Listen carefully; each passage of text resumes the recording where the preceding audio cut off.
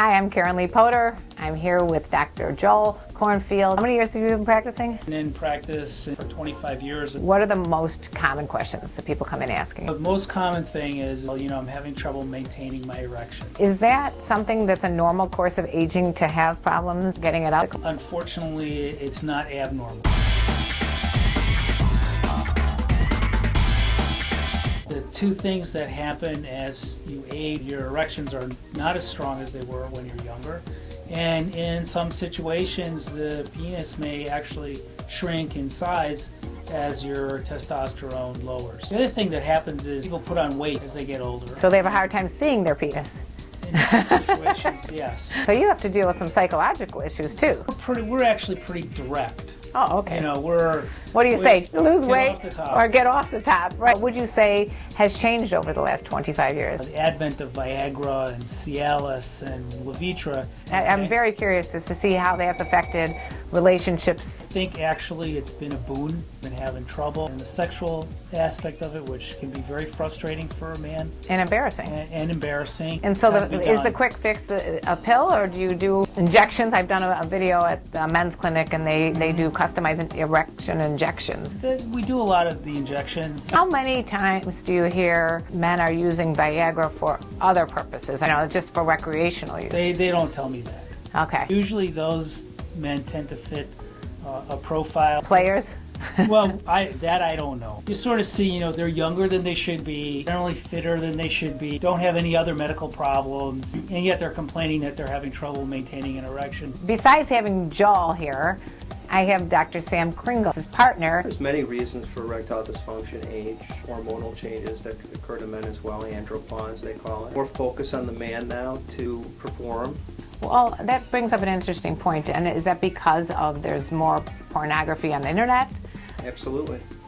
I think that's one of the primary causes. I think everyone thinks they're going to be a porn star, right? And last for an hour. And the pressure is on. The pressure's on. To go back to Viagra and Cialis, yes. It's really been a boon to our patients. It's made a huge difference in a lot of lives. Now, is that possibly the reason for more people playing around? Oh, because they can. Exactly. Do they get an ego trip about being able to? I hadn't really thought about that. But when I started practice, the only thing that you could really do for someone who had erectile dysfunction was give them something called yohimbine. Oh, yohimbine. Yohimbine, which they still use. Which you still, by the way. is still used. Is that like ginseng or something? Preparations. It's from a tree. So it's kind of like placebo, but you could give them yohimbine, or you could put in an implant. Now you have the drugs that you can inject, which came before the pills, and you have the pills. Bob Dole went on television and talked about erectile dysfunction 15 years ago, really brought it out into the mainstream, really made it possible for men to come in here and ask for the medication.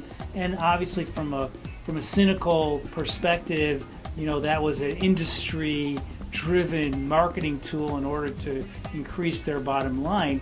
But at the end of the day, it still did a lot of good for people. Just the awareness that it's out there. Absolutely. Not everyone should be taking a pill. Some heart patients and some sicker patients, some people that are hypotensive, for instance. Is there a problem if someone who doesn't have a problem getting erection takes it for, just to last longer? I tell people that the main problem with that is it could be psychologically addictive. You're wanting to obtain an erection on a pill that you normally don't take or need it, and then to get the level of erection and to mimic that erection, you'll always need to take a pill. It can decrease the amount of time in between erections. Okay, so if you have sex and then you ejaculate and then you don't have to wait as long.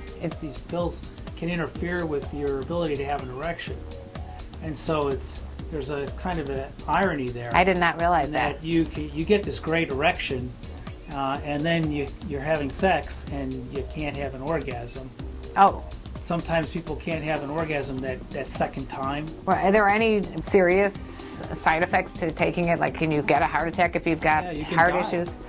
Yeah, okay, so you can die. That would be a serious side effect. And also, when it combined with nitroglycerin, cause severely lower blood pressure. 10, 15 years ago, where some people were taking amyl nitrate along with the Viagra, people died. Amyl nitrate is used to theoretically enhance climax. What about drinking alcohol or taking other recreational drugs with it? Does that seem to cause problems. Yes.